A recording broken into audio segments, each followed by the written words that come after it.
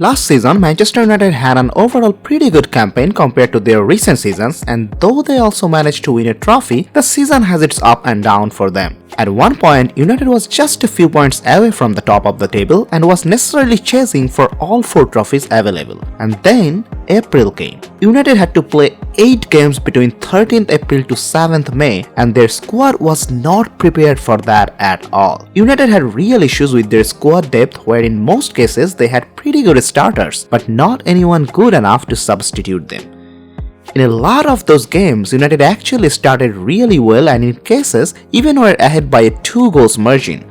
But they couldn't keep up the high intensity with mostly the same players who were playing every matches week in and out, and whenever those key players were substituted, the intensity was covered but quality dropped significantly. The game with Sevilla at the Europa League and Tottenham at Premier League were the perfect example of that, where both of those teams came back from a 2-0 deficit, which seemed very unlikely the way Manchester United were playing at the first half.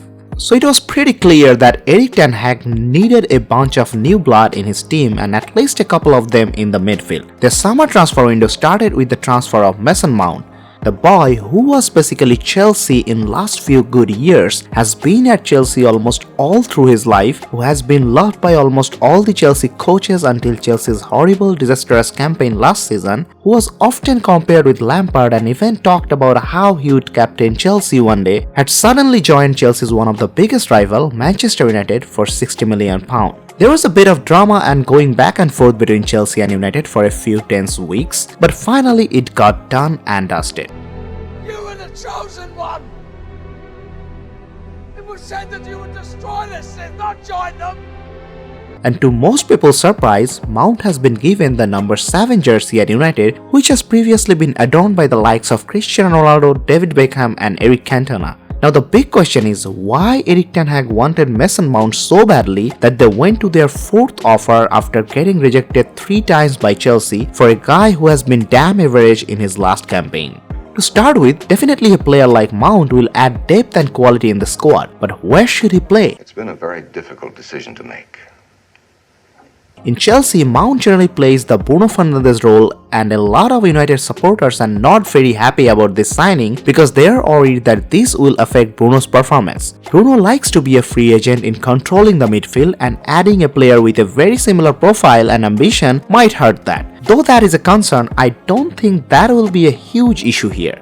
Mount will most likely replace Eriksen, then take the position of Bruno Fernandes. But I'm not 100% sure how he will do in that position. I can see though why Ten Hag wanted him so badly. Manchester United previously had huge issues in their central midfield position as they had no other proper options other than playing Fred and McTominay together in central midfield. But neither that's their natural position, nor they have the quality to play in such an important role of such a huge team. Combiningly, they basically used to do the job of what Kante, Rodri or Caicedo does alone in the midfield. So United had to solely rely on Bruno for any creativity from the central midfield area.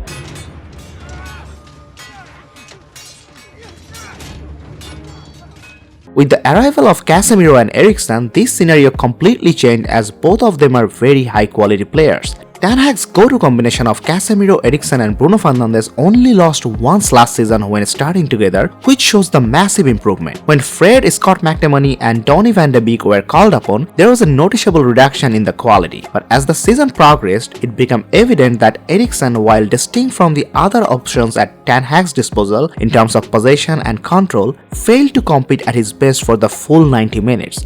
After Christmas, the Denmark international finished only one of the 15 games he began. With Mount's arrival, Eriksen can be a very useful sub now for United, who can still control the midfield wonderfully, but not for long enough as a starter would need. I'm so old. We'll go a little deeper into United's tactics in this part, but before that, if you like content like this, please like this video and subscribe to our channel. We are a new channel and need all your love and support to grow. Now back to the point. Often in Ten Hag's system, from the goalkeeper's position, we can see that the 2 advanced midfielders, Fernandes and Casemiro, are positioned high up the pitch to breach the distance between opposition striker and the midfield. This is done to make room for the goalkeeper, defenders and holding midfielder while they set up the play. In the next phase of this system, the 2 attacking central midfielders join the wingers and the center forward to form a front 5 and overload the opposition defense. This formation can be fluid and relies on the advanced midfielder's energy and movement to stretch the defense, frequently by getting into wide areas. And Mount has shown in his past few years that he is really good at this kind of role. Moreover, with Andre Onana's arrival, who is probably the best distributor goalkeeper in the world right now, a high-energy attacking-minded central midfielder who is also pretty good at hold-up play can be a great asset, and Mount fits that bill too. But these are all true about the Mount we have seen a good 1.5 years ago and in a different position too. Eriksen and Mount are two very different players, with one having way better vision than the other and the other having way better work rate. I think if United can seal the deal of Amrabat, then it will be more beneficial for Mount, as he can then play in a more advanced position beside Bruno in that right side. Not exactly a right winger, but a little narrower role like right central attacking midfielder. A lot of United fans were not happy with Mount's price tag, but then they bought Rasmus Højlund with $92 million with add-ons from Atalanta. Are you kidding me?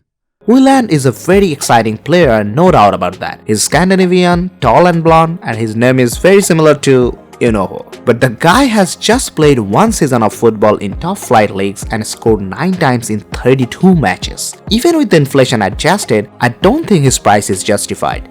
He might be very good at some point, he might be very good even next season, but I personally think with Rasmus Højlund, United should have also bought someone like Mitrovic or Welbeck, who is not a 20-goal scorer striker, but who already knows the league and can be a good squad player. United's sole attacking threat last season, and in the last few good seasons actually, was basically the Rashford-Bruno combo, and they badly need the Højlund guy to shine as soon as he arrives to keep them in competition with all the other PL top clubs. That pressure, added with the one that comes free with the huge price tag for such a young player in a different league, can sometimes be too much. I know Daniel Levy can be a handful to negotiate with, but Manchester United should have gone all the way to try to sign Kane, and I think even if they signed only Kane instead of Mount and Højlund both, that would have been a better deal for United, as this guy is phenomenal and can create from the mid too.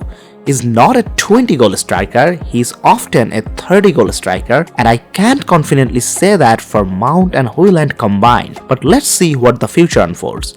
The best and the most sensible signing United did this transfer window is the signing of Andre Onana. This guy is an excellent shot stopper and one of the very best in ball distribution. He's also a leader in the pack. De Gea has served United for a very long time and served them very well. He single-handedly owned tons of matches for United, but he was getting more and more unreliable when it comes to ball distribution, and he's awful in penalty shootout too. Andre Onana, though often a bit risky, has everything a modern-day goalkeeper needs to have. So this was definitely a brilliant signing. I do think United still needs a centre-back and need to close down the signing of Amrabat soon. The problem with Manchester United's transfer strategy is often they take way too much time in closing down deals. They first try to offload players and then go for their replacements. Like they are now trying to sell Fred and VDB and Maguire, and then only they will probably sign their replacements. But good players don't stay free in the market for a long time. They almost always have other options. So I hope whatever United is planning to do, they do it fast. But do it fast. That's it for today. Thanks for watching this video. Let us know your thoughts about all this transfer and your prediction on how Mason Mount, Rasmus Højlund and the new signings of United will play for the Red Devils. If you like content like this, please like this video and subscribe to our channel. Until next time, tada!